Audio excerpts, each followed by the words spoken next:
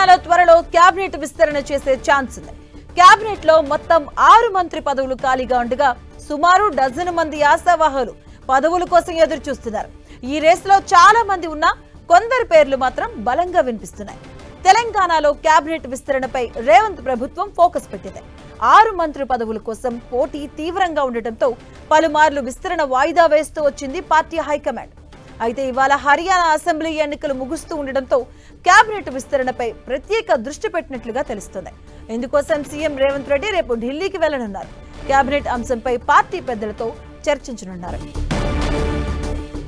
ఇదే అంశానికి సంబంధించిన పూర్తి అప్డేట్స్ మా కరెస్పాండెంట్ ప్రతాప్ అందిస్తారు. ప్రతాప్, తెలంగాణ క్యాబినెట్ విస్తరణను చేయాలని చెప్పేసి కాంగ్రెస్ పార్టీ ఆలోచన చేస్తుంది. అందులో భాగంగానే సీఎం రేవంత్ రెడ్డి కూడా రేపు ఢిల్లీ వెళ్తున్నట్లు కూడా కాంగ్రెస్ పార్టీ వర్గాలు చెప్తున్నాయి. అయితే రేపటికి వాస్తవానికి కేంద్ర హోంమంత్రితో భేటీ అవుతున్న సందర్భంగా అదే దాంతోపాటు అదేవిధంగా కాంగ్రెస్ పార్టీ పెద్దలను కూడా కలిసి క్యాబినెట్ విస్తరణ అంశానికి సంబంధించి కూడా డిస్కషన్ చేసే అవకాశం ఉందని కూడా భావిస్తున్నారు. ఎందుకంటే కాంగ్రెస్ పార్టీ ప్రభుత్వం ఇక్కడ తెలంగాణలో ఏర్పడి దాదాపు 10 నెలలు కావస్తుంది కాబట్టి ఇంకా క్యాబినెట్లో ఏవైతే ఖాళీ ఉన్నాయో ఇంకా 6 బెర్తులు అయితే ఖాళీ ఉన్నాయి. ఆ 6 బెర్తులకు సంబంధించి వాటిని కూడా ఫుల్ఫిల్ చేయాలని చెప్పేసి ఒక ఆలోచన చేస్తుంది. ముఖ్యంగా కొన్ని కీలకమైన శాఖలకు సంబంధించి కూడా మంత్రులు లేరు కాబట్టి, ముఖ్యంగా విద్యాశాఖ కానీ అట్లా కొన్ని శాఖలకు కూడా మంత్రులు లేరు కాబట్టి వీటినన్నిటి కూడా ఫుల్ఫిల్ చేయాలని కూడా ఆలోచన చేస్తుంది. అయితే ఈ 6 స్థానాలకు సంబంధించి చూసినట్లయితే దాదాపు డజను మంది పైగానే ఎమ్మెల్యేలంతా కూడా పోటీ పడుతున్న పరిస్థితి ఉంది. అయితే వారికి అందరికీ సంబంధించి కూడా చూసినట్లయితే కనుక సామాజిక సమీకరణలను దృష్టిలో పెట్టుకొని వాటిని భర్తీ చేయాలని చెప్పేసి ఒక ఆలోచన చేస్తుంది.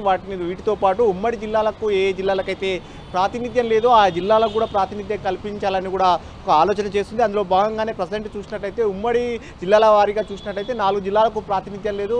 ప్రజెంట్ ఆదిలాబాద్ జిల్లాకు, నిజామాబాద్, అదేవిధంగా రంగారెడ్డి, హైదరాబాద్ ఈ 4 జిల్లాలకు ప్రాతినిధ్యం లేదు కాబట్టి ఈ 4 జిల్లాలకు కూడా ప్రాతినిధ్యం కల్పించే ఒక ఆలోచన కూడా చేస్తుంది. కాబట్టి జిల్లాలతో పాటు కొన్ని సామాజిక సమీకరణాల దృష్టిలో పెట్టుకుని కూడా వాటిని భర్తీ చేయాలని ఆలోచన ఉంది. కాబట్టి ఇందులో భాగంగానే నేతలంతా కూడా పోటీ పడుతున్న పరిస్థితి ఉంది. ముఖ్యంగా ఉమ్మడి ఆదిలాబాద్ జిల్లా నుంచి చూసినట్లయితే కనుక గడ్డం వివేక్ కానీ, అదేవిధంగా ప్రేమ్ సాగర్ రావు, నిజామాబాద్ జిల్లా నుంచి చూసినట్లయితే సుదర్శన్ రెడ్డి కానీ, కరీంనగర్ నుంచి ఆది శ్రీనివాస్ ప్రజెంట్ ఆయన ప్రభుత్వ విప్పుగా ఉన్నారు. ఆది శ్రీనివాస్తో పాటు నల్గొండ జిల్లాకు సంబంధించి చూసినట్లయితే కనుక అక్కడ ప్రభుత్వ విప్పు బీర్లా ఐలయ్య.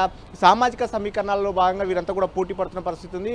బీర్లా ఐలయ్య యాదవ్ సామాజిక వర్గం నుంచి ఎవరు లేరు కాబట్టి క్యాబినెట్లో యాదవ్ సామాజిక వర్గానికి అవకాశం కల్పించాలని చూస్తారు. అయితే ఇంకా గుజరాత్ సామాజిక వర్గం నుంచి కూడా వాకిట శ్రీహరి, భక్తుల ఎమ్మెల్యే వాకిట శ్రీహరితో పాటు మెదక్ జిల్లాకు సంబంధించిన నీలం అది కూడా పోటీ పడుతున్న పరిస్థితి. అట్లా సామాజిక వర్గాలతో పాటు గతంలో అష్యూరెన్స్ ఇచ్చిన కోమటిరెడ్డి రాజగోపాల్ రెడ్డి కానీ, అదేవిధంగా మల్రెడ్డి రంగారెడ్డి అట్లా కొంతమంది సీనియర్ నేతలు కూడా పోటీ పడుతున్నారు. కాబట్టి వీటన్నిటిని కూడా దృష్టిలో పెట్టుకొని వీటిని హర్యానా ఎన్నికలు కూడా ముగిస్తాయి కాబట్టి పార్టీ అధిష్టానం కూడా దీనిపైన పూర్తి స్థాయిలో ఫోకస్ పెట్టి త్వరలో ఒక 6 మందికి కూడా క్యాబినెట్ స్థానాన్ని ఫుల్ఫిల్ చేసే అవకాశాలు ఉన్నట్టు కూడా కాంగ్రెస్ పార్టీ వర్గాలు పేర్కొంటున్నాయి. మరి థ్యాంక్ యూ ప్రతాప్.